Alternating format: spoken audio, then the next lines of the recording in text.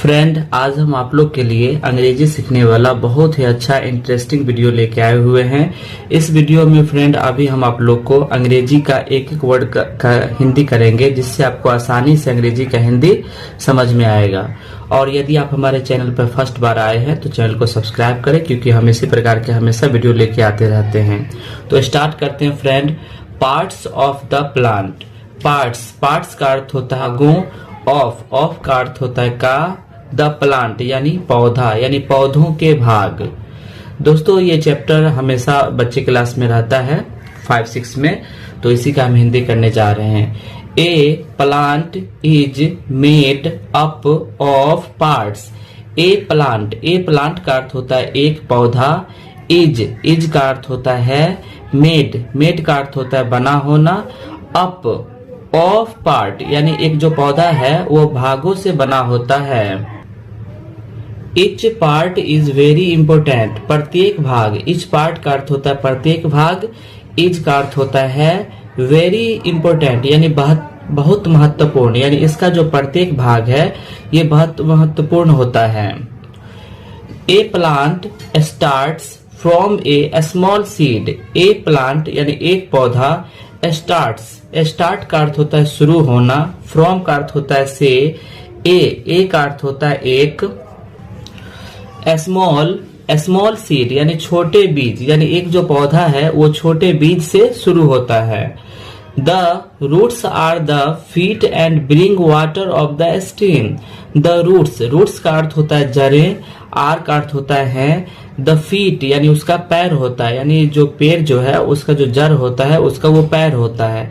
And और bring water और वो पानी लाता है तना के लिए। स्ट्रीम का अर्थ होता है तना।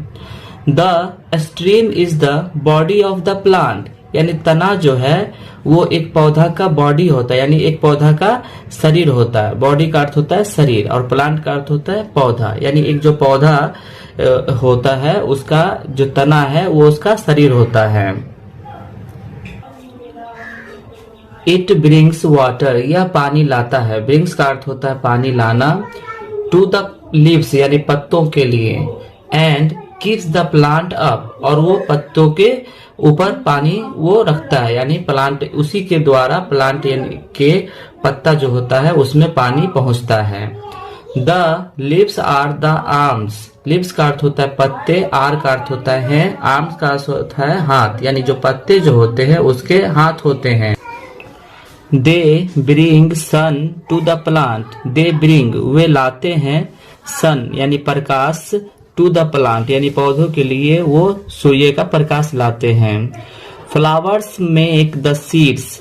फ्लावर्स यानी जो फूल जो होते हैं वो बिच्चियां बनाता है। मेक का अर्थ होता है बनाना और सीड्स का अर्थ होता है बिच्चियां, यानी वो बिच्चियां बनाता है।